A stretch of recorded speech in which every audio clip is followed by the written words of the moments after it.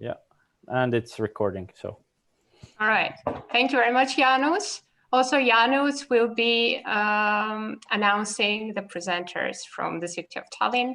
I'll have the honor to present our presenters from Sofia. So now, without any further ado, I would like to give the floor to Mr. Gencho Kerezov, our new Deputy Mayor for Digitalization, Innovation and Economic Development. Who's right next to me. Hi guys, yes, thanks to Ani for setting up the event and basically hosting it on her computer here in my office. We're doing it like that because I might have to opt out very soon. And I just wanted to welcome you guys here. And as she said, my name is Gencho Kerezov. I'm the new Deputy Mayor for Digitalization. And I want to welcome you to this meetup. And we are really happy to co-organize it with the Tallinn City Enterprise Department and to present Sofia in projects, to explore potential synergies and the possibility for collaboration between our two cities. Tallinn is an example for some of the things that we're trying to achieve here, and I believe that we can also share some good practices. And as I have been recently appointed to the position, I just want to share with you the tasks and the priorities that we're going to work towards in the coming months. So we are about to launch our digital board, which is a board of advisors from business and associations that are going to help. That are going to help. Is there something wrong with the microphones?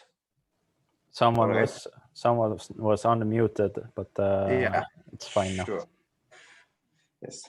So we have started working on a board of advisors from the business and the associations that is going to consult with us, because we want to make sure that every step that we are taking moving forward is well consulted. We're going to launch several pilot projects to start testing how citizens react to the innovations that we're planning to introduce. We already began tackling a very wide process regarding the admission for first graders in schools, and we want to make it entirely digitally. We want to make sure that parents and kids don't have to go to school to get, and they just need to go there to get their education. And we are also going to focus on continuing digitalization for the administrative services that we provide to the people of Sofia. And especially, as I said, we're very much looking forward to share your experience in this regard. Happy that we are already working with the City of Tallinn on the Bloomberg Philanthropies International Program for Digital Transformation Management in European cities. And our goal there is to help the European cities deliver high impact digital services and share lessons learned with cities from across the entire globe. And I'm not going to take much more of the time of the floor. So our team is going to present in detail some of the projects that I mentioned and some more of the initiatives that we are taking. And I'm looking forward for a productive dialogue during our meeting today. Thank you.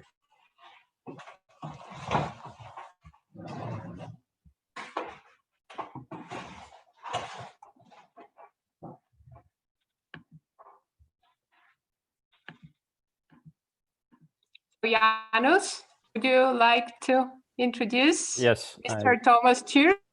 Yes, and I would like to give the floor to Thomas Türk now, who will make a presentation about Tallinn innovation and Tallinn's road to smart and green. So Thomas, the floor is yours, and if you could share your screen now, that would be lovely. Yeah. So good afternoon, everyone. Warm greetings from Tallinn, a sunny place at the moment in a northeast part of Europe. I hope you can see my slides now. Is everything okay, visible? So thank you for this opportunity, and it's really great to see actually these two cities together, as we are one of the business-friendly cities who actually are in very good position for smart city development in 2020 ranking. So it's a great honor to be with you and to share our insights, what we do. Of course, when we talk about smart cities, and is it like an essential thing to do, or is it just competing topics? So You probably have all learned a lot about these smart city concepts and what they actually describe. And there is also the ways to go. Is it like an active or passive way, or is it just, to focus on the technologies, or is it now very popular amongst the Nordic countries to put the people first? So this might be also discussed also what to do in the next coming years. And in my short presentation, I will just briefly, show you that what we have actually done so far and what is actually our way, or what we look forward to 2030, 2035 in that case. But yes, always there is a question that technology, this is so easy. So this is the answer, but what was the question? And currently in Tallinn, we see such a situation. So we have a crash of self-driving and not self-driving cars. We have the robots fights on the streets. And my colleagues here who will give the later presentations, they can tell you more what the mobility is looking like in the coming years. But the real question is that I just pointed out here on McKinsey analysis is that how we see the innovation. So how we actually lead the innovation. So how do we discover it, how to accelerate it, and how to actually we measure and extend it. So this is the main question for the cities.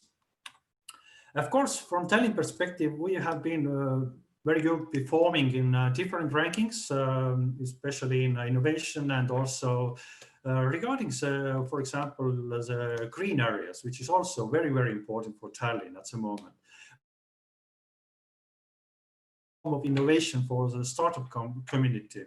And this is where we don't see anymore like the startups are growing fast and they are developing as it's a massive thing. It's just going very into deep. It's going into deep tech. It's going into the students, pupils, kids areas, and it's also something that the city government is also doing the cooperation with. So we see that the startups and especially the technology companies, they have some special value to share with us. And of course, we are very well known for this e-governance. So for 20 years now, we have this mobility management platforms. We have very dedicated solutions for our document management, but there is also very specific ones for petrol cemetery registers as well. But what is behind this? And as a city, you need to understand that very clearly. And the most important thing is the trust. It's really easy to lose it, but it's difficult to get it and especially to maintain it. And for intelligent cities, we see that the key values are that we need to have more smart citizens. We need to have this educational part, which is really, really important. And also to have such a services based on this, what's coming out from this smart citizen and educated community. But it's also to point out that the political support, you need to actually see the windows where something can happen. And what the local governments can do, what is role and action for that is of course that there should be less bureaucracy, there should be a more data management and concentration on education, and then we can all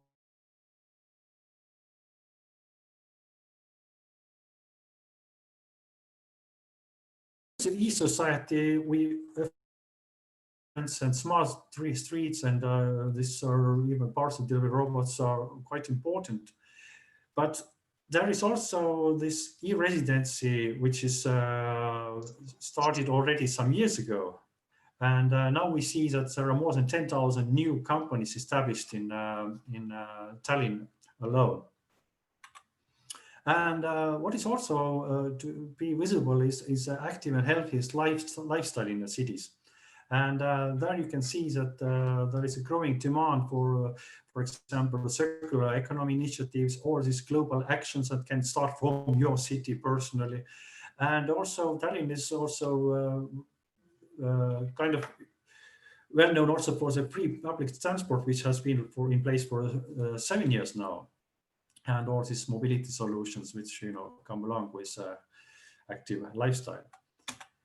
So, but yes, what is essential for the city as a government? So it's also the transparency, and how to build this transparency is something that you need to work on, and especially its data. Its data is a key for that. So, And several examples we can share with you in a later discussion.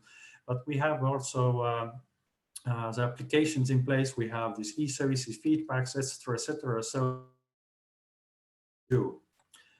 we see our, let's say, technological advantage in geographic information systems. So this is very practical part, but if you put the text on a map, then it's more easy to understand it, to learn it, and also to share their ideas what you have. There is also the open data approach. Of course, we have this open data portal, but it's also integration with these other different information management systems, and also with a mobile. So, for example, if you use a Waze application for in traffic, then it's also the open data, which is coming from the data from the city. And what is more important is that there is someone who is not always digital. So there's certain citizens or certain focus groups. We need to involve them. And then even if we have to interface with these people on paper, we also have the digitalized processes for that. So just one example on the screen at the moment about documentation for disabled people transportation service, which is also always digital. And if we talk about accessibility, which is another important topic, so is a direction in some cases, then of course to map out how the buildings can be accessed for the disabled people, or actually the services are provided in a very easy process way. And of course, you can put everything on a dashboard. So this is what we launched during the Corona time in spring. There is a lot of information provided by Tallinn. It's accessible also from abroad. And of course, we have to look what is current vision for the city, for the strategy. And we can see that there is a lot of discussion about this friendly city space and how to provide the responsibility and competitiveness. And we can say that this people first is something that maybe is also coming from the Nordic influence to Tallinn, and has more, let's say, importance than the digital services themselves. Of course, there is another hot topic, and this is about green. And as we're running for the Green Capital of Europe for 2022, we are amongst the top finalists, and next week we will deliver the final presentation. So, but this is something. Enterprise perspective is also having lots of value for the cities, especially this climate change or the new sustainable business models, the keeping the nature and biodiversity, and also about the smart topics, how to very, very important topic among the citizens, and also the wastewater. Of course, if we talk about energy performance and in Nordic countries, when we have a lot of heating here, this is an important topic for us. And a little bit as a conclusion, we also have developed the Tallinn innovation concept, and this is where you can access from the website. But this is also where we see that the platform for innovation funding, we see it as a platform for interacting with technology companies, how to build the capacities internally, so the people can understand more what we actually do when we talk about the innovation and the smart cities. We have the new briefing center open, so it's always warm to welcome you there, but currently it's limited to access this room, for example.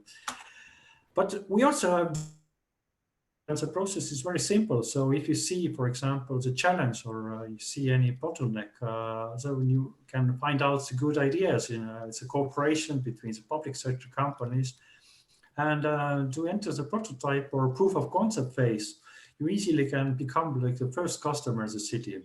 And what else you can do as a city? You can support these companies who provide these services, so they can go global with the product. So we very much support the companies who are behind us, and we cooperate with. So we see it as an ecosystem, and it's really important that the city has not only as part of the ecosystem this technical part or only the city organization itself, but we see that, for example, there are very important or well-known, for example, events taking place in Tallinn, different incubators, cooperation with universities as a topic for today, and the scientists and R&D experts here will share their insights about the ecosystem. And as a city, you can also promote some new initiatives. For example, we have agency or some other great examples. And for the smart city, we are very open for that. So we have, as my colleagues here will share later the insights about the European Smart City Competence Center for Excellence. And this is very, very important for Tallinn as well.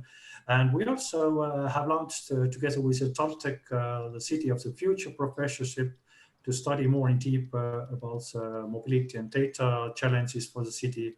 And we promote and provide a lot of cooperation for the clusters who operate in the cities. This was my very quick overview to you about the city of Tallinn and what we do, and it's a pleasure to share this and slides later on as well. And if you have any questions, so I'm ready to take them. So thank you. Thank you, Thomas. Maybe we have time for like 1 or 2 questions before we move forward. Does anyone have any questions?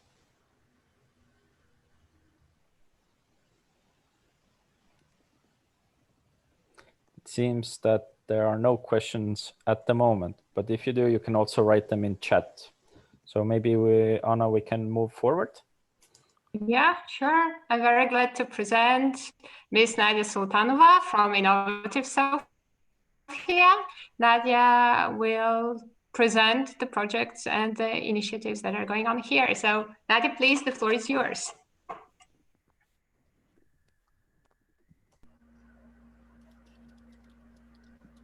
Hi, everyone. I'm very, very happy for the opportunity to share some know-how with Tallinn. Have been looking forward to this for a long time. We had actually a planned visit there right before Corona, so even digitally, glad to meet you guys. Thank you for all the participants who took out of their busy schedules today to be with us. First of all, let me start with an apology because turns out my internet connection is, hello? My internet connection is not super stable, so if you lose me at some point, is for that. Great, so Ani, sorry, I'm not sharing my screen. Sorry. We can see it now. You can see the screen, wonderful. Yep. But it's not full screen, But, so. Yeah, I should be full screen now, okay? Yes. Great. As I said, my name is Nadia Sultanova, and I'm the Director of Digitalization, Innovation and Investment Unit. We are part of the larger department that the Sofia Municipality created at the beginning of this year. So we are still brand new. We had, 2 months of normal work and then lots of months in COVID mode. We still have a lot of setting up to do and so on, but I will tell you our specific plans and the history behind it, the rationale behind why the unit was created a little bit later. As the beginning, however, let me just share that few things, that our mission is to support Sofia to develop as a smart, digital, and innovative tech city. And by Sofia, we do mean not only the municipality of Sofia, but the city of Sofia. So like most such units throughout Europe, and like what I heard from Tallinn's presentation, e-government and basically view digitalization from 2 ends. One is as a force for economic development, and this has a certain history behind it because our team for the last 4 years set up the Sofia Investment Agency. So we came with this economic background and this economic outlook towards digitalization, which I find out it's somewhat specific for us. And on the other hand, as a tool for evidence-based decision and policy making. And that goes back to what you mentioned before for building citizen trust and so on. First of all, before I tell you a little bit more about what we plan to do, let me take a short few minutes to just introduce the city of Sofia to our participants from Tallinn. I suspect you don't know awful much about us. Just briefly, Sofia, of course, the capital and the largest city in Bulgaria. On a larger, maybe pan-European scale, we are quite a large European city, to be honest, approaching 2 million. 40% of the GDP, 25% of the workforce, 23 universities with 100,000 students.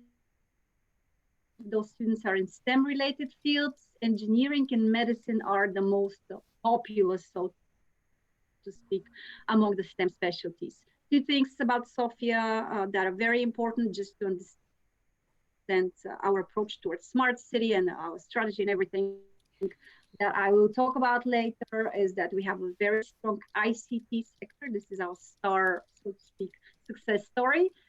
Currently, 20% almost of the city economy and 16% of the export generated by an IT sector here in Sofia. Just in 2018, we had 16 projects each for over, in terms of investments, foreign. Each one was over $250,000 US.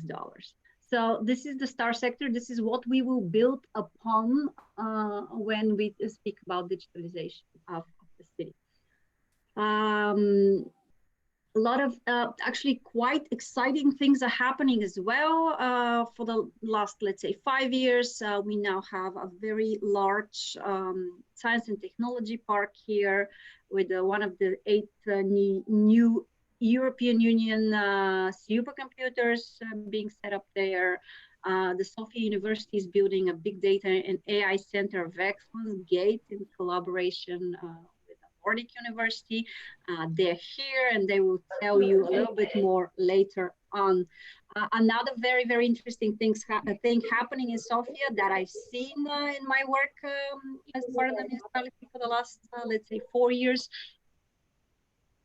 spike in clusterization associations and supporting organizations. And probably half of the logos that you see here were organizations created in the last 3 years even. And basically, I would like to encourage you to reach out to the respective organization and association and just talk to them because they have a lot of interesting stories to share, and they're part of the Sofia ecosystem. The second important thing about Sofia and the second pillar, let's say, that we will build digitalization on the city is the startup ecosystem. It's one of the strongest in the region, 650 plus startups and scales up financed in Bulgaria so far. Interesting, large proportion of them are in deep tech, which is predominantly AI, robotics, aerospace, and fintech as well. So those are like, in my opinion, the things you need to know about Sofia. Of course, so when we're talking about up in a lot of those lately. Here's the latest one, Financial Times, their intelligence unit did it. It's called Top 25 Cities of the Future. And I'm delighted to say that both Sofia and Tallinn are in the ranking, so pretty high up. Another area where Sofia is ranking very well is cost effectiveness. Of course, we don't like to talk too much about that because that's not what we want people to take out of the Sofia story, but still it's a factor, especially for, let's say, startups or scale-ups that want to build development teams quickly with very high quality and cost competitiveness. And this is the story we go and tell, let's say, in the Valley and in London. So this is definitely also something we talk about. If I have to sum up Sofia in one sentence, and I know we did it in our work as an investment promotion agency, it's a partner in innovation and once again, startup and IT, mature IT.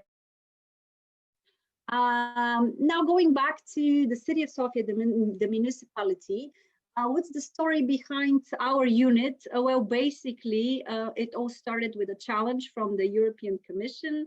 The Commission challenged several cities throughout Europe to just start thinking about their digital transformation strategy. We accepted this challenge and we created this with the support of the ecosystem, over 100 stakeholders. Happy to see many of those people here today with us. So thank you guys once again. The strategy in a nutshell, as I said before, we have a very strong economic development background. So this is somewhat how we view digitalization. So basically, the strategy for digital transformation in a nutshell is Sofia as a market creator, to provide our infrastructure data included for companies, startups, to test MVPs, to be client number one, to be a mentor.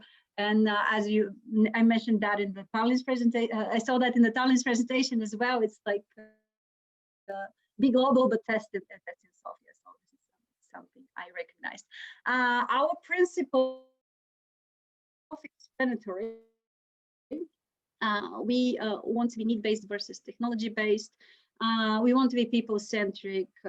Data compatibility is something we need to pay attention on, and we have some issues there at the moment that need solving. No vendor locking, of course, holistic approach, also some area that we need to work on a lot. The most important though, however, the two that are most important to me at least are the process reengineering, and we have a lot of work to do there, and stakeholder engagement. And here with the team, we say we do it together or we don't do it at all. This is something that I think it's very, very prominent. We always try to include the ecosystem. Okay, the areas that we'll focus in the beginning, of course, is e-government. I know you guys in Tallinn did it 20 years ago. We're not there yet, and of course, that will be one of the focus areas because that's what the citizens expect. Data, open data, but not only, and policy and decision making based on data is another focus. And of course, we will do a sandbox where we'll pilot a lot of GovTech solutions. So we have the city is client number one, so to speak. The areas that will do that are, of course, e-services, mobility, utilities, education, and urban environment with air quality, which is a significant problem here in Sofia. So this is the focus. Some of the ongoing projects that we started in this few months that we've been operating are, of course, e-government services that Mr. Kerezov mentioned, the Bloomberg project that we share. We're just joining successor project of the Digital Cities Challenge that helped us create the strategy. It's called the 100 Intelligent Cities Challenge. To be honest, I'm not sure whether Tallinn is included or a city in nearby, so that's something I will check on later on. Policy Cloud is a Horizon 2020 project. We've been, during COVID, we've also been bots. We created a chatbot for answering questions about COVID. It was used by the citizens a lot. And now we're working on another chatbot that is going to be answering questions about setting up companies and so on here in Sofia. And we do it together with a city in Sweden. Göteborg. And of course, being a department that also is responsible for economic development, we did a lot of analysis regarding the impact of COVID-19. Some other project that municipality is involved in, I won't go into details. If you see something that's of interest, I would happily elaborate on any of that. But those are pretty much projects related to mobility, to e-services, call center, citizen engagement, and so on. What's coming for us? Again, focus on e-services, just because we have to. We were late in that. So we will join all the districts of Sofia into a single platform that will provide digital services. Happen to the end of the year. Pilot projects are in the pipeline. The school admission system that Mr. Kerezov mentioned in the beginning, some of the projects that's supported by the European Investment Bank, we just started working with them. Educational project, again, forced by COVID, obviously. And in the area of stakeholder engagement, the digital board that Mr. Kerezov also mentioned. Another thing, we view digitalization as part of the city brand, and we realized that's something Sofia needs to work on, the brand. So it always, for us, it has that spin as well. And once COVID is over, I would gladly, I would love to, again, start organizing events and meeting people in person. So basically, collaborate with us is the message of my presentation. I believe amazing things are happening in Sofia and we have so much to share. I believe European cities are not collaborating enough. North, south, east, west, you name it, and we need to change that. I'm looking forward to continue this collaboration. And again, I call on to you to reach out to your interesting or corresponding organizations in Bulgaria and in Sofia and in Tallinn, and just start a conversation. I believe we have a lot to share and to learn from each other. Thank you very much.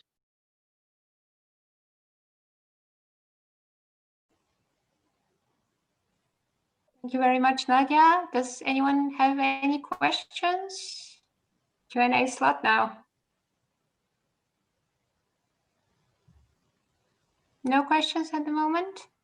If not, you can also share them later in the chat section. Jaanus? Yes, and now it's the time for Dr. Ralf Martin Soo and Dr. Erkki Karo to make their presentation about Finest Twins Smart City Center of Excellence and how Tallinn University of Technology is collaborating with Tallinn City. So whoever of you two... Ralf, should I start a bit in the beginning? Yes, I would give Erkki to start off, and when I follow up after Erkki. Yeah, okay. So good afternoon, everybody. My name is Erkki Karo. I'm from TalTech, Tallinn University of Technology, and Ragnar Nurkse Department of Innovation and Governance. And our department basically has been working on the topic of innovation and digital technologies, digital transformation for about even 15 years, even 20 years by now. And we have developed quite a lot of initiatives together with the city of Tallinn. And then Ralf Martin used to work for me, but now he's basically richer than I am, and he has his own center now. So he's the head of the Finest Twins Center of Excellence on Smart Cities, which is a large-scale innovation project funded by the Estonian government and the European Union to build up basically capacities and capabilities for so developing smart city services, not for one city, but something that is scalable rather quickly from the go moment when some new technology, new services coming onto the market or to the public sector. But before I give the floor back to Ralf, I will actually kind of give you a brief kind of sense of how actually a collaboration between a university and the city in Estonia might kind of evolve or has developed, right? So that in order to understand how do we actually get to what Ralf is talking about in terms of future. So I started to think before this morning that first of all, I thought I'm somehow old because I don't remember anymore everything that I have done in my life. That when I started to think that when was the first time we actually collaborated with the city of Tallinn. And then I remembered that about 15 years ago, we had a first kind of a strategic innovation-oriented collaboration with the city of Tallinn. The project at that time was called Baltmetinno, and it was basically about developing innovation policies, strategies, and cluster policies for the capital cities around the Baltic Sea area. So this was actually our first collaboration where we jointly drafted an innovation strategy for Tallinn, as well as developed cluster policies and so forth. So this was really like a classic economic social sciences collaboration with the city government. We do policy advice, policy research, economic research, and so forth. But then when we kind of look forward further, 10 years or even by now 15 years further, what was started to actually emerge from this original soft collaboration that we had, if you can call this, we actually started to move more and more into kind of collaboration beyond thinking and discussions, but also to kind of technological innovations, but also co-development. So about 5 years ago, Ralf started to kind of develop this idea of finest twins, or developing this kind of a center between Tallinn and Helsinki. This was a collaboration with the city government, but also with the central government. And this led to several follow-on projects. So initially, maybe the idea was too ambitious, building one of the top centers on doing things that nobody else does. But this kind of a vision setting, this kind of exercise allowed us to actually learn that we might have been too ambitious, but at the same time also learn on what we can achieve ourselves. So from this kind of ideas of developing huge centers and doing large-scale research, actually we developed a few follow-up projects. So just a few examples was that we are just about to finish a pilot project in Helsinki, Kongsberg, and others on piloting last mile self-driving mobility solutions. And as part of this, actually, I would argue that we have contributed both to the development of the city of Tallinn, and the city of Tallinn has contributed to the development of innovation-oriented activities at TalTech. But at the same time, we are also building kind of a community of industry or entrepreneurs around this topic. So we started this pilot by renting a self-driving bus. Now our university is able to build a self-driving bus. We did it as a one pilot. Now the city probably is able to turn this into a part of innovation strategy or a mobility modernization, if you call like that, right? So this kind of activities actually have built a very strong sort of mutual understanding and collaboration. So in 2018, we actually signed, or we didn't sign, the mayor and director of the university signed a collaboration agreement between TalTech and the city of Tallinn, which was called TalTech City, a strategic research and innovation partnership between TalTech and Tallinn. And as part of that, we have basically done training sessions for civil servants. We have done joint courses where civil servants and students come together to discuss and design the future of Tallinn.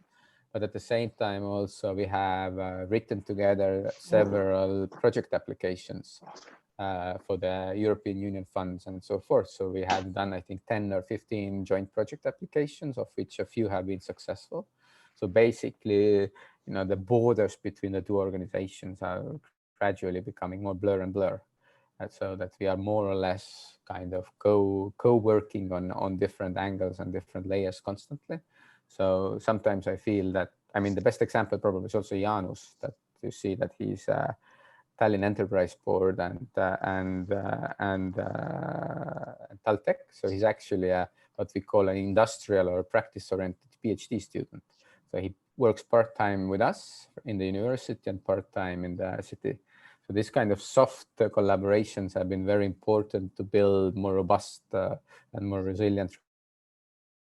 And I think this has been a very good and clever kind of evolution that we have managed to create, because by now we have actually this large-scale Finest Twin Smart City Center of Excellence being launched.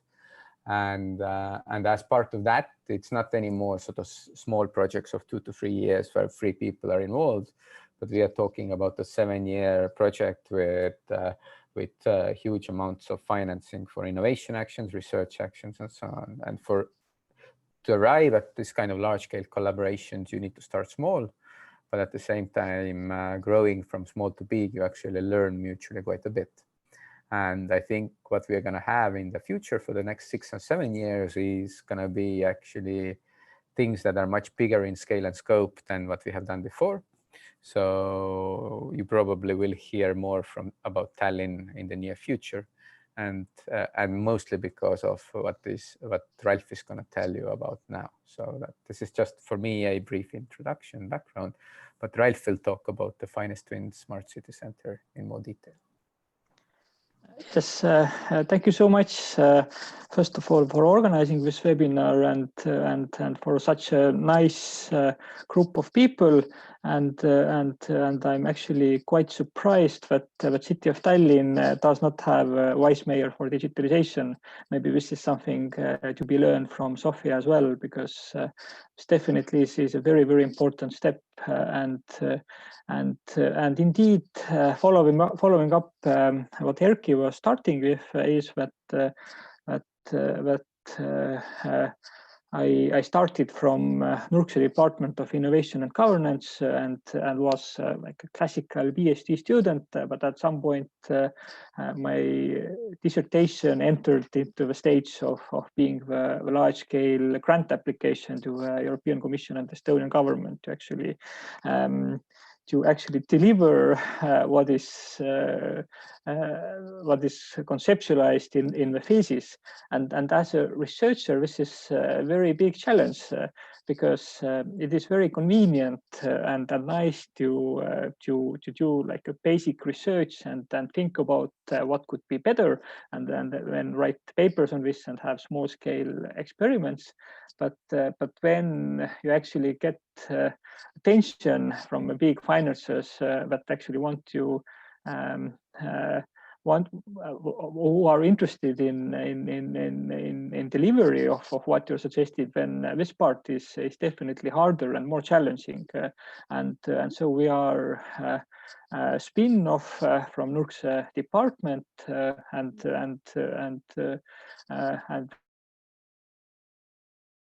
under the framework and umbrella of the Tallinn University of Technology, but as a Smart City Center of Excellence, we are a bit different in our setup, and I will explain it in a few slides as well. And I have 2 announcements before I progress with the slides as well. But first of all, 10 minutes before the presentation, I changed all the slides because a colleague of mine has made significantly better slides than were myself. So I'm reading and presenting the slides that I just took over. And if you have any further questions, I will come back to my colleague as well, who was involved in this as well, Külle Tärnov, in this webinar. And secondly, for the first time, like half publicly, we are introducing city challenges mapped in Estonia that will be the main input to our large-scale piloting program, and we will get back to this as well. But as a center of excellence, we are so built environment, energy, mobility, data, and governance, and we have quite strong involvement from different departments, from TalTech and also Aalto University in Finland. So in a way, we are funded from one teaming instrument that aims to have two country partnerships, whereas one is like a strong performer in terms of research and innovation, and another one has a lot of potential. And so in the field of smart cities, we have shown a lot of potential. Let's see how this realizes, but this is why we have received this 30 million euro startup grant to actually kick off independent and autonomous center of excellence, focusing specifically on smart cities. And regarding a partnership, so we have 4 founders. We're coordinating it ourselves from.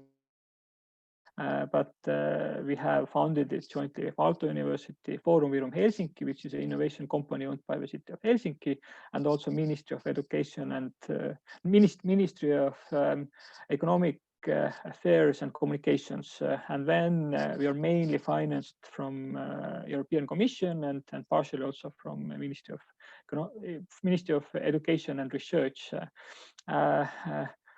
And a very important part here is that, and why this is a very important and interesting webinar for us as well, is that we have promised to grow into a European Smart City Center of Excellence, not Estonian Smart City Center of Excellence, although a lot of testing and experiments happen in the cities of Estonia, and our biggest investments goes also to the cities to Estonia, but we are very, very much interested in all kind of external partnerships, and as Erki already mentioned, that some previous projects that has led to the Center of Excellence have already involved various cities from mainly from Norway, Sweden, Finland, Germany, Hamburg, for example. And now we have a new project with Genova from Italy. So we're broadening the cities network, and this is where our clients are. And to be honest, Sofia is definitely one city where we would like to reach out as well. And as like in the previous, once it's possible to travel again, we would be also very happy to come and visit Sofia and see what kind of joint pilots and ideas we could develop jointly. And now I will go to the piloting program, which will be launched in October. So this is like one of the first times we're talking about this publicly, and some details can still be changed, so it's just a work in progress. But I'm walking through the concept and idea what we have here. And so in general, our activities are divided into 3 lines of activity, so to say. That one line is basic research, or research in general, in 5 streams, and there we have involved like the best researchers what we have here in TalTech and from Aalto University side as well, including Erki, who is leading the governance stream. And secondly, we're building the data exchange layer called Urban Open Platform with the help of Foorum Virum Helsinki.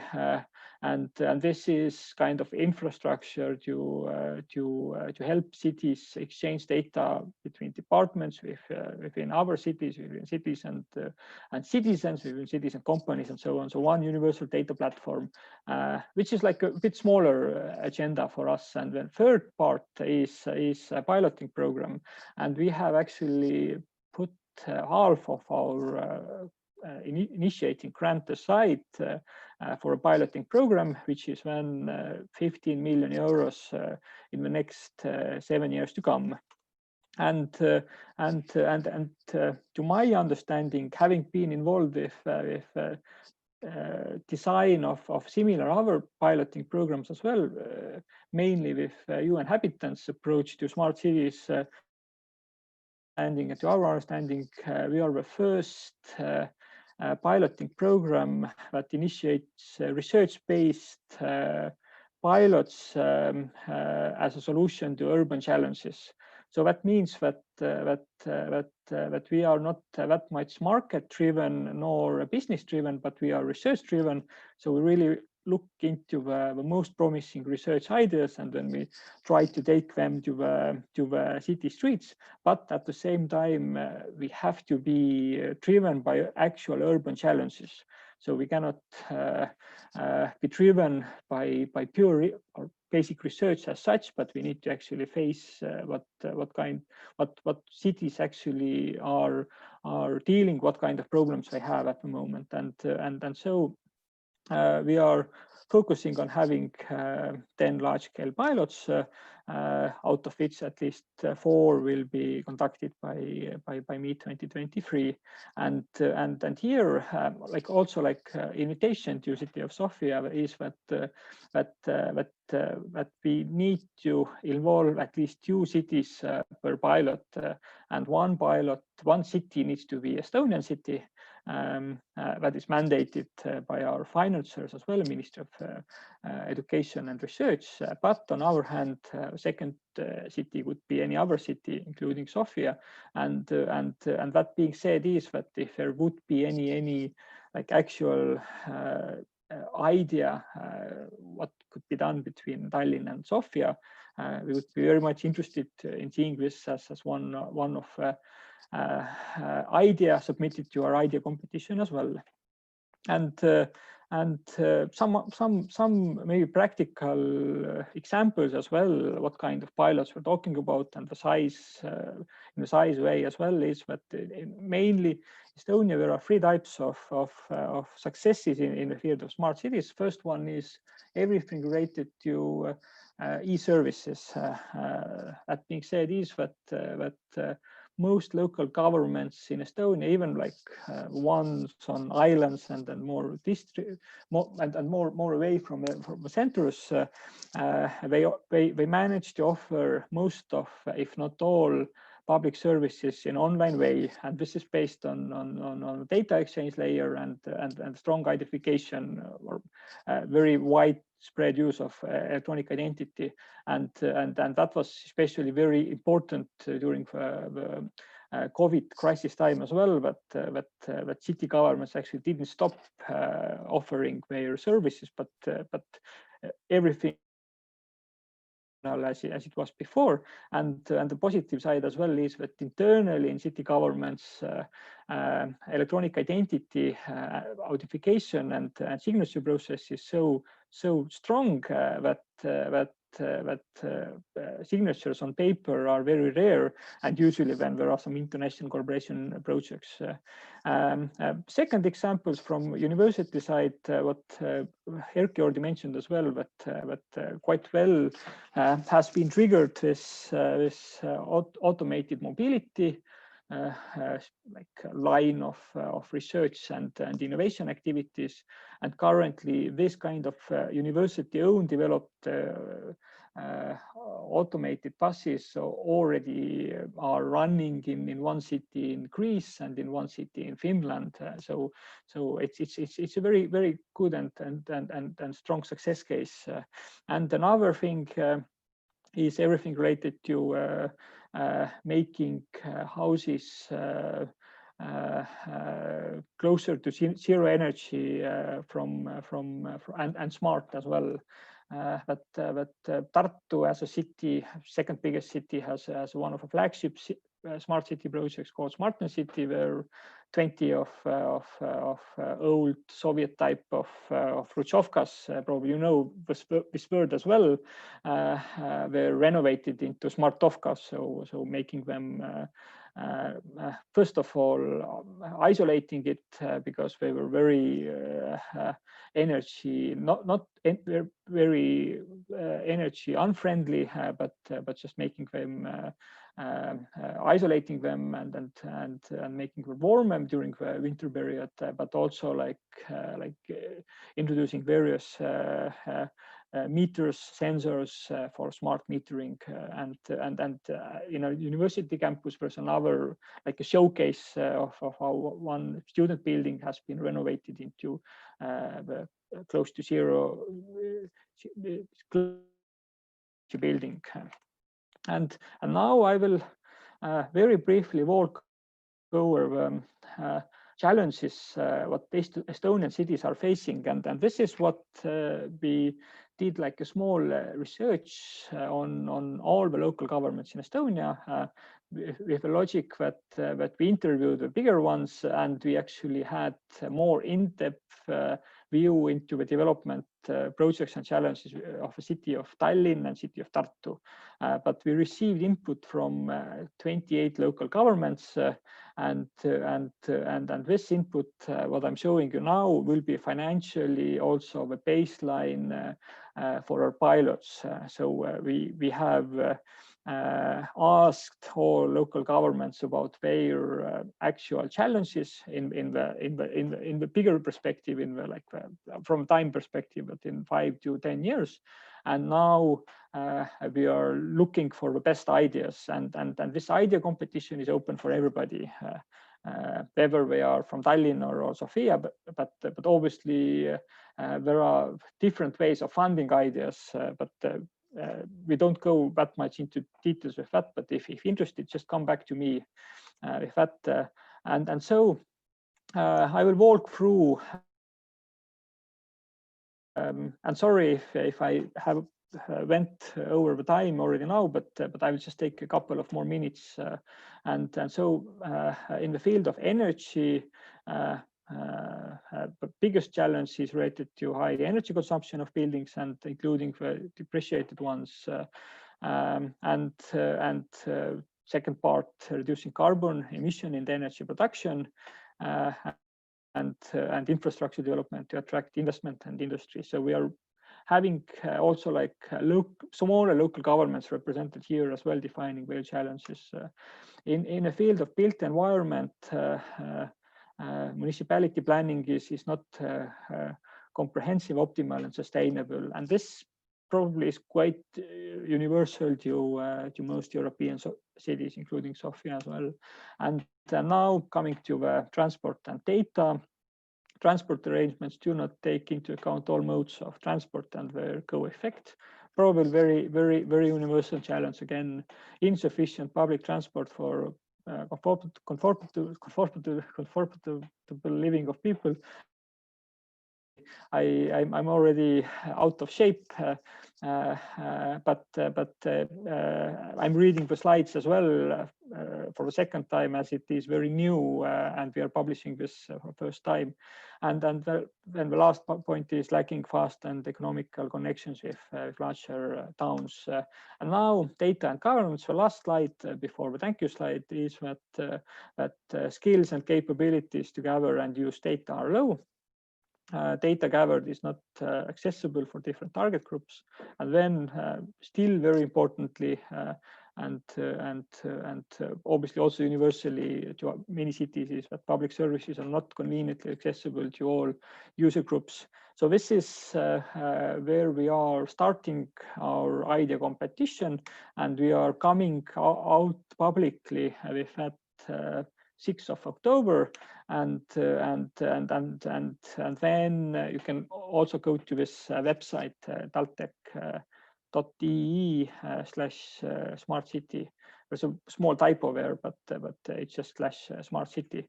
And so thank you so much for your attention, and I will give floor back to the questions and moderation. Yes, thank you, Ralf and Erki. Does anyone have any questions now?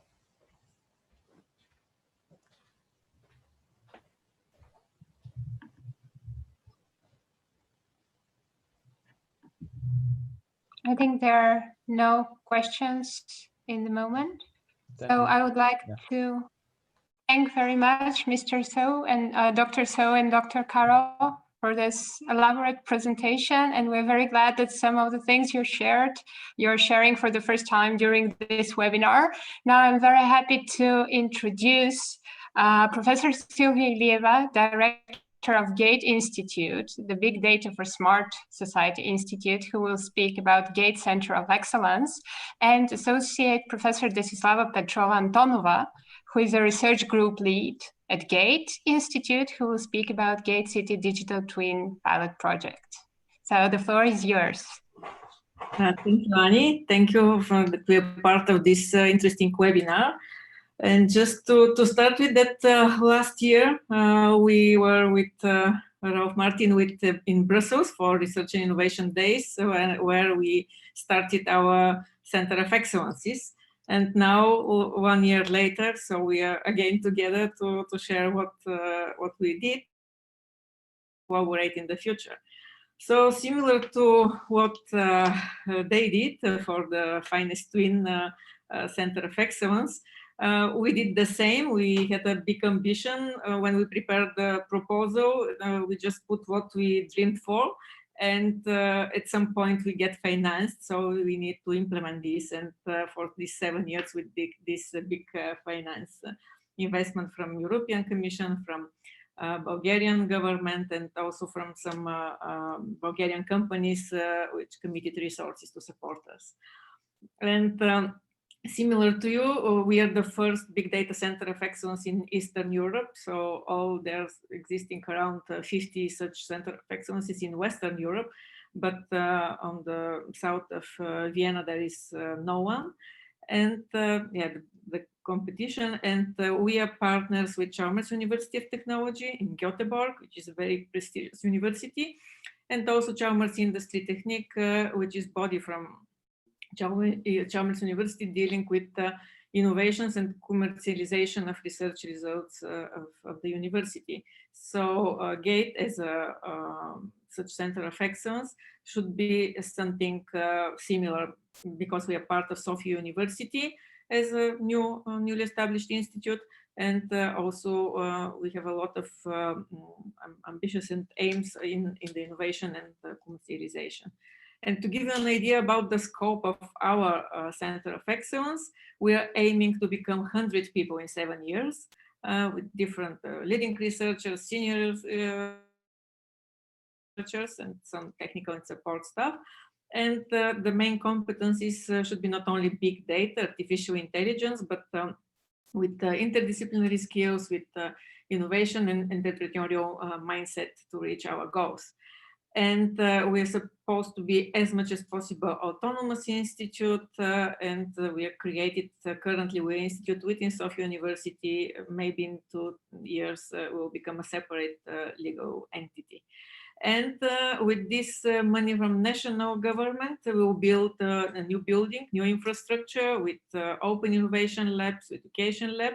And here I see place for collaboration to build this building, because our intention is this to be a smart building, to be with close to zero energy consumption as less as possible. And what we are supposed to produce, in addition to these scientific methods, algorithms, methodologies, we need to contribute to this, to increase data culture and to increase the usage of data, and all the people to realize what is the value of data and use more on this. So this is also related to this data governance activities which you're having in your Center of Excellence. In order to be sustainable, we are foreseeing different sources of income. And the most important, what is the ecosystem in our institute, which is the topic of today's webinar. So in the context of the city, we already have such memorandum of understanding signed with the Municipality of Sofia, where we foresee different activities in addition to exchange of data, build a platform and collecting data for Sofia city, also some training for the municipality and other people. And we also foresee such industry-funded PhD program, but we considered it more relative to the business, to the industry, but we may consider also for municipalities. And in addition to municipality, we are closely working with Embed Sofia, with Soft Project, and there was project vision for Sofia. Some mayors of smaller regions in the city, smart city cluster, and different living clubs in the city. So quite a big community in smart city area. And speaking about the focus areas, so our center is broader because we are focused on the data and the whole value chain of data management, analytics, insight, engineering, big data systems. And our focus areas are 4. Future cities is one of them. Also intelligent government, which is in a sense related to future cities, smart industry, and digital health. So for this 1 year, we are quite active in future cities. We are more advanced in this field in cooperation with our partners, Chalmers University of Technology, and also digital health. So we identified different use cases in the future cities, which we'll hear in the next presentations about urban planning and design, air quality simulation, buildings energy efficiency. So we have already started with some pilot projects, and we'll be happy to join your projects and do something in line with this idea of European Commission when they financed us to form these clusters of teaming 2 projects which are working in the same topic, and they to be complementary and to exchange knowledge. Yeah, also about the infrastructure, we will build the infrastructure with the big data platform and open innovation labs, and we will attract and create excellent researchers and talented people who deal with education and training, and also to be sustainable. We'll work with the ecosystem for commercialization of our research results. So with this, I would like to give floor to my colleague, this is Slava, who will present our first pilot project, which we started last year.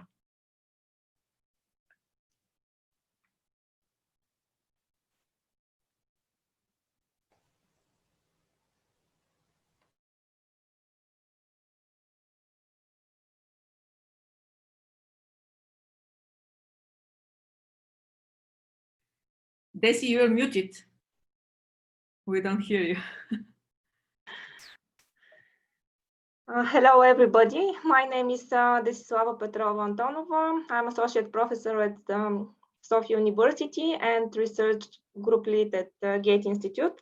So now I'm going to present you the GATE City Digital Twin pilot project. The concept of the digital twin is not new, since it is applied in the computer-aided design for over 30 years. Now it has different view and is listed by Gartner as one of the top 10 strategic technology trends that guide the digital transformation. The digital transformations based on digital artificial intelligence to find new opportunities and interaction with virtual models to simulate what-if scenarios. And the data is a huge prerequisite to AI success, and thus the 3D city information model becomes a core of the digital twin. It provides a foundation for integrating and semantically annotating data from heterogeneous sources, and it is important to be built on the existing standards. So the general objective of our pilot project is to develop a digital twin platform for designing, testing, applying, and servicing the entire life cycle of the built environment. We have 4 main specific objectives. First, to produce a high quality, multi-dimensional model of part of the Sofia city by applying the concept of the digital twin. Next, semantically enrich the model through sharing it with the stakeholders as a digital market to exchange data. Further development of the model as simulation, analytical, and visualization tools by applying the basic idea of the digital twin, design, test, and build first digitally. And of course, to promote the exploitation of the digital twin in city processes and service production. So the research work is divided in three main directions. First, data management and integration. Second, analytics and simulation. And third, visualization. Our goal is to combine the outcomes of all these areas in a common platform that we call the City Digital Platform. Currently, we have identified three groups of use cases. It is related to urban planning and design, including cadastral validation through remote sensing and satellite imagery, as well as roof classification based on point clouds data, twin simulation, and use cases related to energy efficiency and solar potential analysis.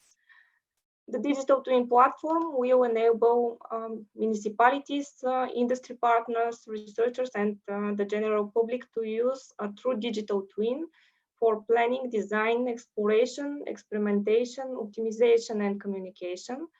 The digital twin platform is an open and scalable system of data, processes, technologies, and expertise.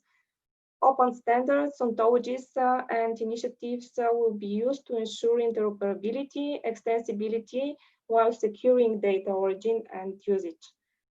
Of course, data management and integration is at the core of the digital twin. The 3D city model will provide a framework for integrating spatially referenced data of various kinds. It will be important to build on existing standards. In order to have trust in the quality of data, it is important to know how and when the data is obtained, as well as its accuracy, highlighting the importance of metadata and processes for recording data provenance. Some data will have to be held securely with access tightly controlled for various reasons, including commercial confidentiality, national security, and individual privacy. In addition, advanced analytics and simulation methods will be developed to explore and forecast of the urban environment. The aim is to analyze and simulate the city by developing models, for example, heat transfer, flow of air and water, the dispersion of pollutants, sound propagation, pedestrian flows, etc. The analytical and simulation tools developed will be integrated with the data formats and practices developed as a part of the data management and integration research area, and will be integrated in the digital twin platform. Regarding the visualization, the aim is to develop methods and tools to visualize both qualitative and quantitative data in a digital twin, representing social and environmental parameters influencing urban qualities and affecting humans. The main challenge here is to find an appropriate level of data visualization, level of detail and level of abstraction, and abstraction of representation without losing richness of information. As a result, the digital twin platform will provide a collaborative environment for stakeholders communication and citizen dialogue by adopting advanced technologies for augmented reality and virtual reality, addressing different senses, visual, audio, and haptic. City digital twin is a big challenge and a long journey, but we have a great partner, Chalmers University of Technology. The digital twin city center hosted by Chalmers is one of 21 competence centers funded by Vinnova's Swedish innovation agency. The center aims to establish digital twin cities as the foundation for digital planning, design, construction, and management of sustainable, intelligent, and inclusive Swedish cities and regions. Sofia University participates with researchers from the Gate Institute, Gate contributes expertise in 3D modeling, simulation, and intelligent urban management. Thus, building of the digital twin of Sofia goes in parallel with the building of the digital twin of Gothenburg. Currently, two students from GATE internship program works on tasks in digital twin city center at Chalmers. Their first outcomes are in the field of wind simulation, which could be seen on the left, and tree modeling and visualization of buildings on the right. And this brings me to the end of my presentation. I will return to questions at the beginning of our webinar. Technology is the answer, but what was the question? said Cedric Price in 1968. And from my perspective, the question is how to make cities more walkable. So thank you for your attention.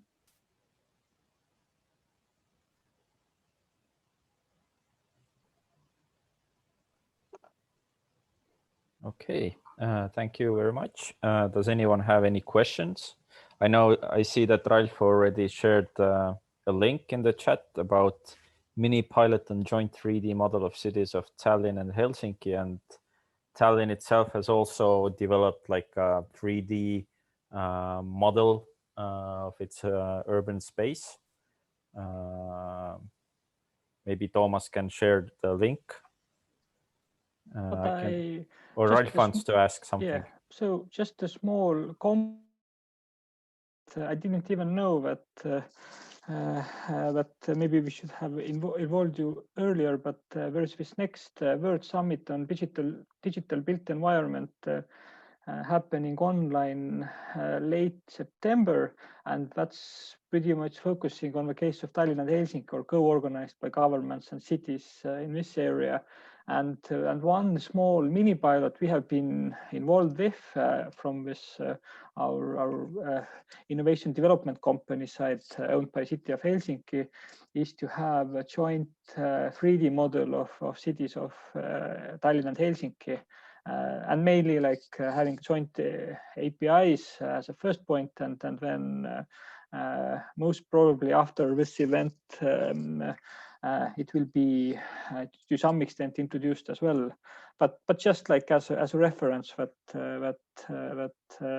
next this World Summit on Digital Built Environment when was supposed to happen in Finland, if I remember correctly, but now it's online, but still with Estonian and Finnish touch.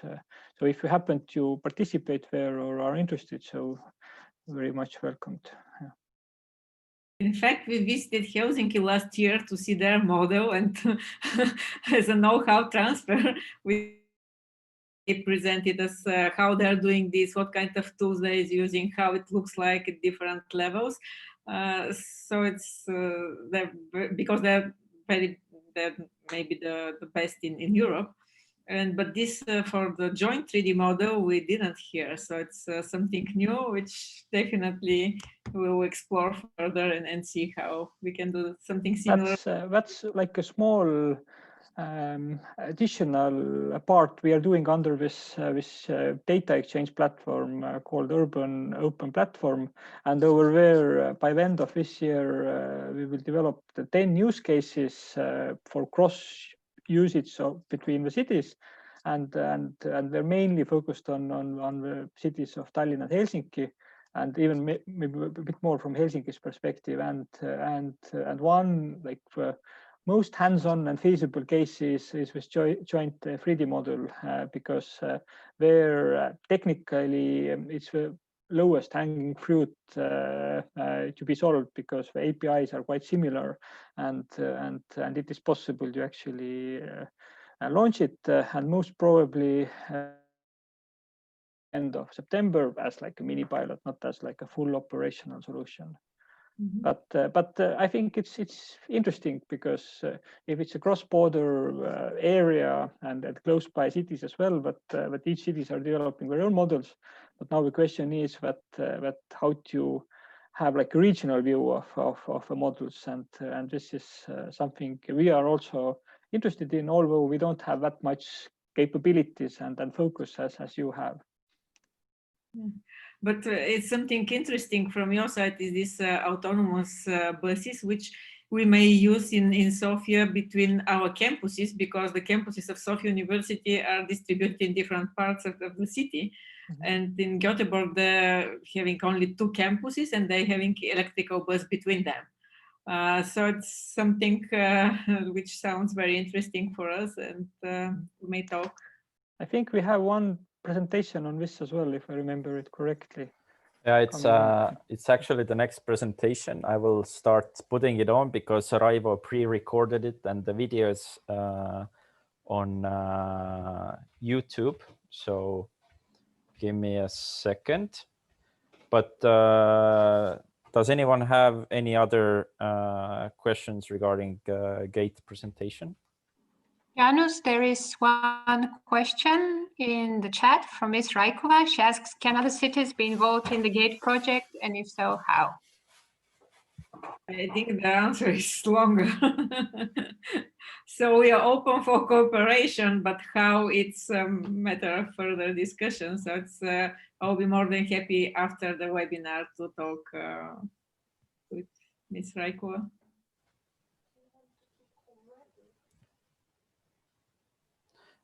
Do you see the screen now? Yes, but it's not a full screen yet. Okay.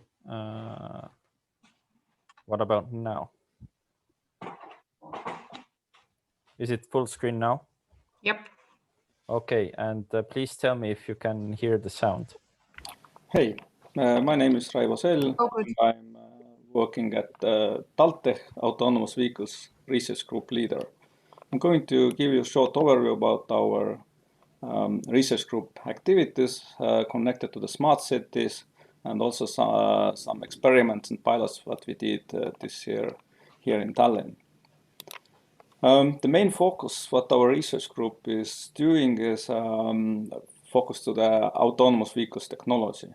We have designed and developed in cooperation with Estonian company AV Shuttle, which is a small robot bus fitting up to 6 persons, and it's designed as a last mile shuttle bus in level 4. So it's fully autonomous. There is no steering wheel, no brakes and throttle. So this vehicle we are using mostly now for the experiments, and we have 2 vehicles which are connected in different smart city communication and cybersecurity experiments. So our expertise and focus right now is V2X communication between the vehicles over the 5G human-machine interface. We do the simulations and verification and validations to improve the safety of AV technology. We also do the small mobile robotics developments and connected to smart city. Right now our focus is the teleoperation and different infrastructure connections. So the main collaboration what we have very tight cooperation is mostly from US, the Florida, different universities. They're like Florida Bolu and Embry Ridley University in Orlando, but also in the South Carolina and Japanese universities. For example, we are members of Autoware Foundation, which is initially from Japan and is open source autonomous driving software. We also recently joined with the International Alliance of Mobility Testing and Standardization Organization.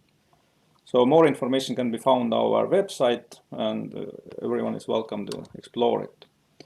So we have the concept here in our campus to make a scaled model of smart city, and it's constantly developing, but currently we have a 5G network up and running.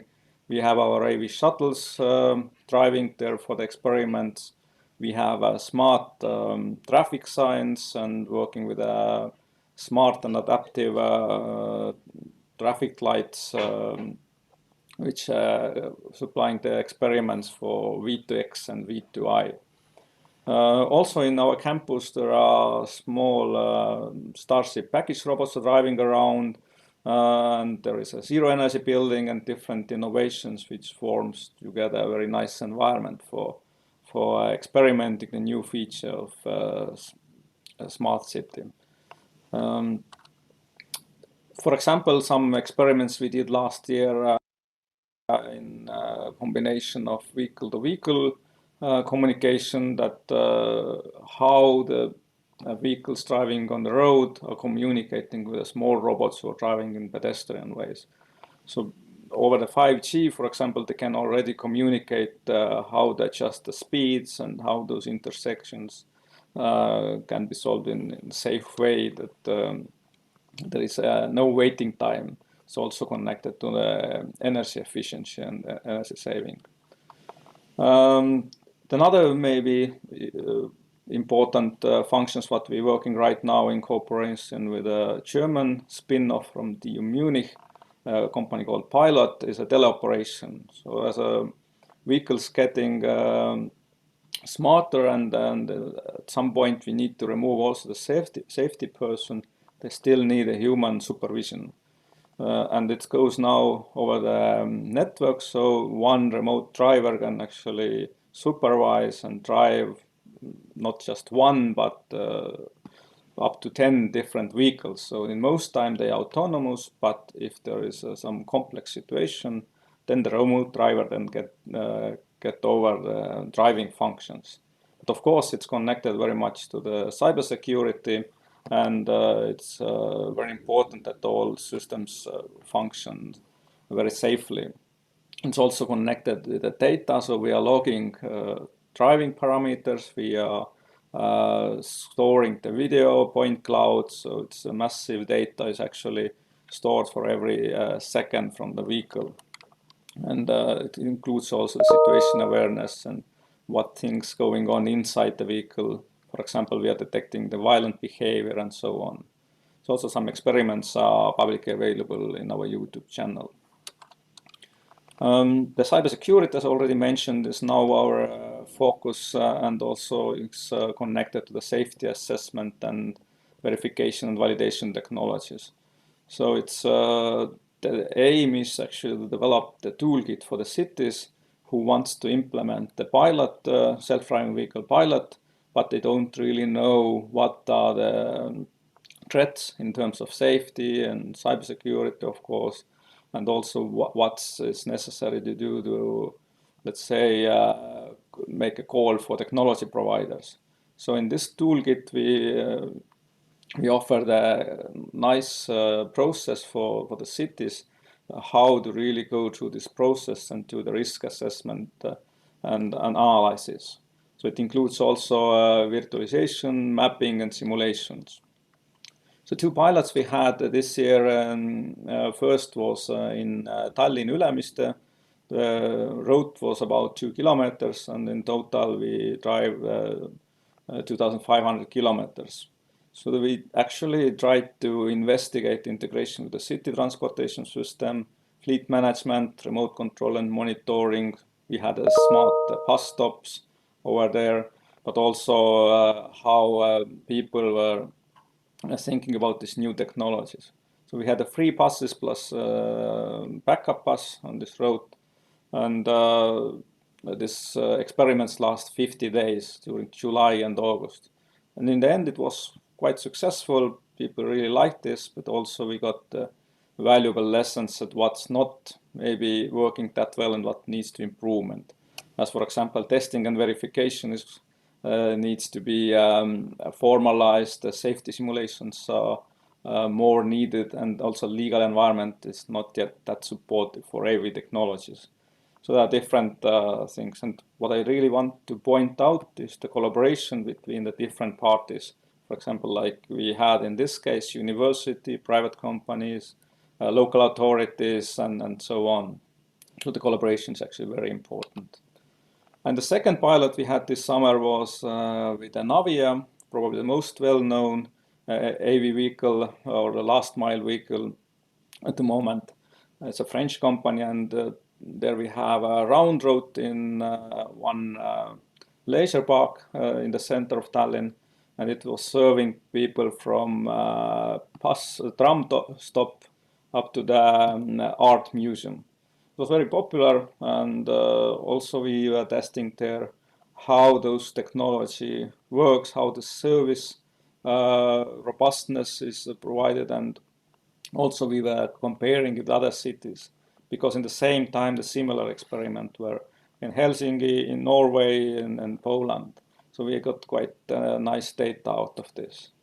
And also the lessons learned that this is very important, specifically with the cities who are planning these pilots, that how to really prepare the road, what kind of traffic adjustments needs to be done, how the drivers are interacting with the self-driving vehicles. They are not maybe always following the traffic laws, and how those things then happen. So it was also quite good experiments. And right now we start a new experiment in Lamia, Greece, and also here in Tallinn in our campus.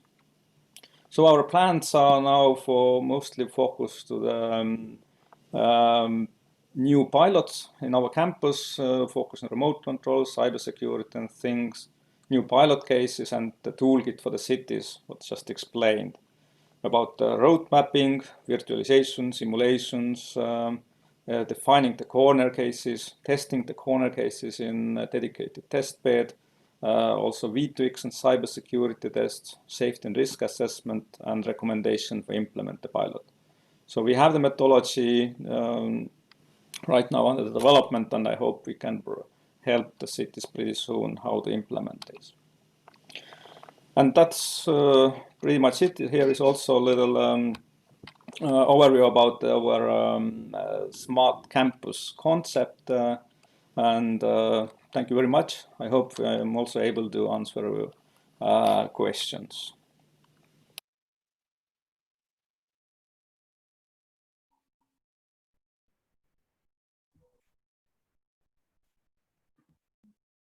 A big thank you for this video presentation to Dr. Raivo Sell.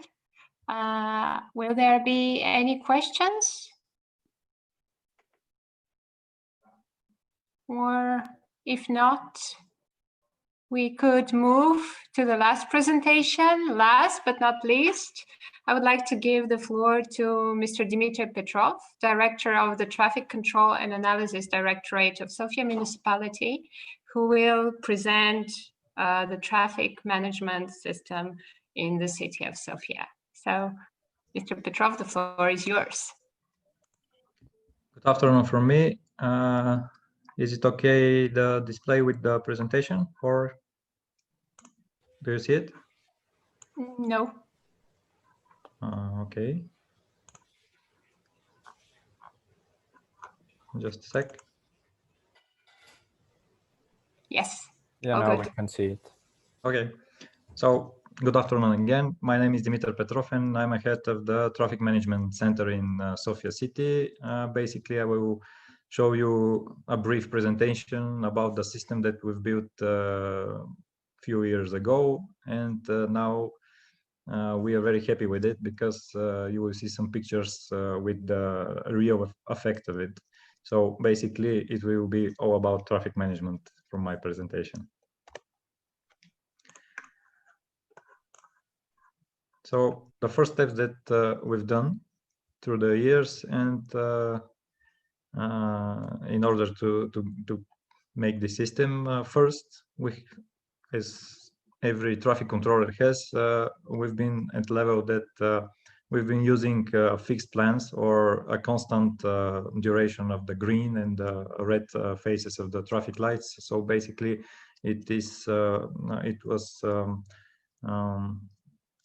more than old-fashioned way for traffic management, because it needs to go on field, a manual calculation to make a new program, to put it manually into the traffic controller, and then see if it's work okay or not. So that was the baseline from which we started. As you can see, the first point, fixed time plans. The second let's say, the big jump that we've done with the new hardware is to go on adaptive mode, which means that the traffic controller, after the programming the traffic controller, automatically is prolongate the duration of the traffic signals based on the real-time traffic data. We've installed more than 1,000 inductive loops at the first stage of the project. So basically, we have more and more information about the traffic in real time. And the last step is to manage all those traffic controllers and junctions by one centralized system, and beginning of the real traffic management system. So the results, of course, are better traffic flows, lower emissions, better traffic safety, and reduced travel times. This is a picture from our traffic control center. As you can see, we have video surveillance on every junction that we've modernized. 24-hour, we have our colleagues working with the system and gathering the data, analyze it, and if there is some kind of accident or crisis situation, just handle it by using the functionalities of the system. The system provides us the opportunity to manually control every traffic controller, and of course a group of controllers by distance from the traffic control center, in order to ensure that in every situation we can react very quickly and very accurately to the current situation. There is some working spaces for the emergency services. If there is a need, they can send something like a coordinator to work with us in order to handle better the crisis situation. Those points are every junction we've installed in 3 years in Sofia, more than 240 now. As you can see, every road that is going in or out the city, and the Y center is part of the system now. So basically, every major junction in the city is more or less part of the system, and we can control it. So again, the benefits which are direct for the citizens, those benefits, they can feel it by just moving in the city. First of all, reduced average travel time up to 30%, which is a huge leap into the future, let's call it, because from the starting point, we've had one of the worst travel times, average travel times in Europe. Now we are better than average, so and that's a huge success. Something that I forget to mention, the cities in Europe that is with the biggest level of motorization. We have around 700 private cars per 1,000 citizens, so that is like 2 times more than in Vienna, and 2 times more compared to situation in Berlin. So you can see that this is a huge problem for us. And the second big benefit is lower emission from transport sector, up to 25% in the major boulevards where we installed the system. We have a really good parameter in that area, and the emissions are very low compared to the previous situation. And of course, when you have reduced travel times and reduced waiting in queues, you have lower fuel consumption. Something very important, because as many big cities with problem with traffic, the emergency vehicles are very hard to it's very on time every signal. So basically, this is a parameter which every citizens, which it's a problem that can lead to death, literally. So basically, when the ambulance is late, the service is not enough for the citizens and for the good providing of services. So basically, this is very important for us. What we have done, we are using some functionalities of the system. We installed 60 onboard devices on emergency vehicles, and when one of the emergency vehicles is with turned on signal lights for our low rules. So basically, when it approach one of the junctions that is equipped with the new controller, the onboard device is sending automatically telegram, and the controller, by processing that telegram, immediate priority signal traffic light. I mean, just giving green for every direction that the emergency vehicle is moving forward. When the vehicle is passed through the center of the junction, it's giving also automatically out telegram, so-called out telegram. So the traffic controller is put back in normal mode, which means that it will start working only trying to smooth the traffic and make the movement of the people faster. So something that is very annoying for the pedestrians, I think it's same in your countries. Those push buttons has some huge effect on pedestrian roads, but they have some important features. First of all, we managed to reduce the pollution, the noise pollution, because when the button is not pushed, also the green signal won't come. So basically, the sound won't start. So it's very important for citizens who live nearby junctions with that kind of sound signalization. Something very important, we've painted all the poles that is on which is mounted some traffic equipment in yellow, which is color that is not scaring the pedestrians and the cars, but also it's making those poles important for pedestrians which has a damaged vision, because they see something like shades, and when every pole is painted in gray, for example, they just don't know where is the right place to cross. When it's painted in yellow, they know that if they stand on beside that pole, so that's the right direction for the crossing, which is very important for those citizens. And of course, one of the benefits also, like for the cars, it has a benefit also for the pedestrians, and that's adaptive prolongation of the green light. Also, if there is no cars at some other directions, it will cut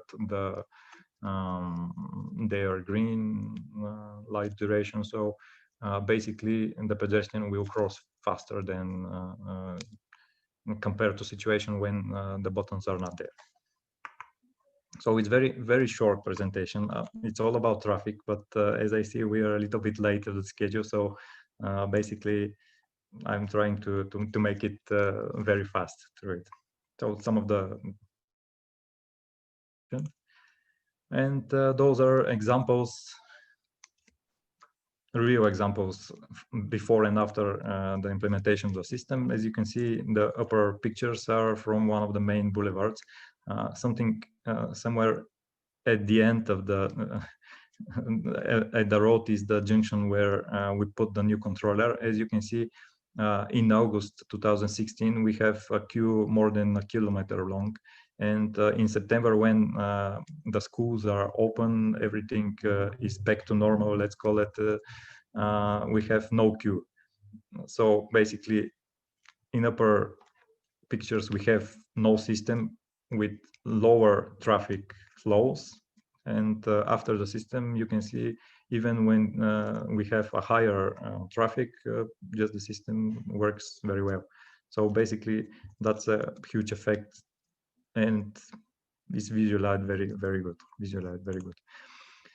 Some future updates that we have to do in the bright future next years. We can implement directly so message signs, so the system has the opportunity to manage those signs automatically.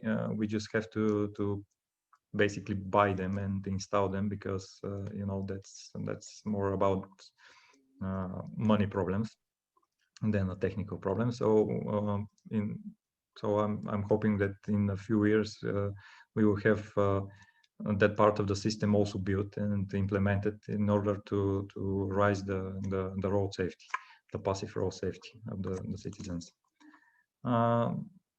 Meteorological stations also, we can use it in system for triggering some different different modes of working or working programs. Basically, we will use it just as a detectors, but we can use it for detecting accidents, or maybe giving information, real-time information for the vehicles about some bad road conditions and etc. Also, automatic detection of traffic accidents, something that is very important for the road, with video, with the existing video surveillance by video processing software, or other ways. No matter how we do it, we just have to do it, because also it's very important for the people to have the information that in front of them there is some kind of accident or some kind of danger situation, road condition, or whatever, just to know it, because prevention is the better way to avoid accidents. Thank you for attention. Of course, I say again, I was very short. If you have any questions, I'm open for it.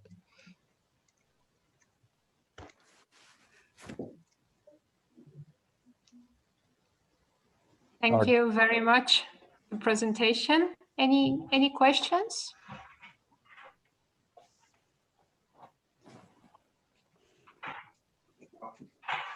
Most of the people are very modest today, it seems. Yeah, maybe we could also share the contacts of our presenters' email, so that our virtual guests could ask their questions later on, if some additional questions come to mind. Yeah, that was actually my proposal, to maybe add the contacts on the web page. So maybe in the brackets behind the name. So if anyone has some very specific question, then that person just can write an email. Actually, we are also planning to prepare an article, which will also publish. We could add this information too. And if it's okay with all the presenters, we would be glad to share their presentations and also the video of the event. If it's okay with everyone, just let us know. Yeah, I will collect all the presentations from Tallinn side, and I will send them on your email. Thanks a lot. And regarding the recording, then yes, we will share it, but we recorded it to the computer, not to the cloud. So we will probably share like Dropbox link or something, and then everyone can see the video from there. Great. I have a question about the last presentation. Yeah, shoot, Brian. Yeah, please. So how far advanced right now are the video analytics features of the systems that you've shown us? And what types of conditions and events can they detect, or do you envision they will be able to detect besides congestion and traffic incidents?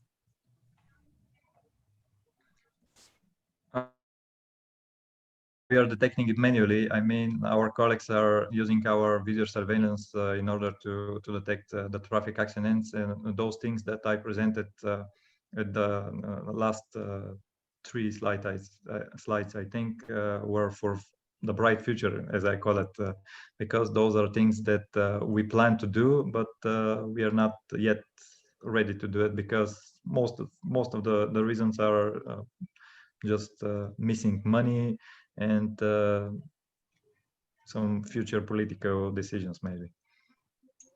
Thank you.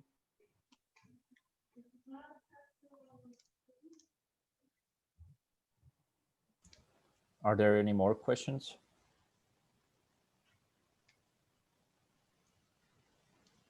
It seems not. Then, yeah, I just want to add that it has been a very nice process to organize such webinar. I hope all the participants gained some additional knowledge and maybe some interesting ideas, either ideas to implement in Tallinn or in Sofia, or ideas for possible collaboration. I think there's great potential in having such collaboration in the future. On our side, also a big thank you to all the presenters and the participants. It was a great pleasure to organize the webinar with the City of Tallinn, and we're looking forward to continue this conversation. If you have any further questions or details, just please contact us. We'll publish additional information on the webinar very soon. Thank you again and have a great weekend, and let's stay in touch. Yeah, bye. I will now stop the recording. So just last chance to ask any questions that will be recorded.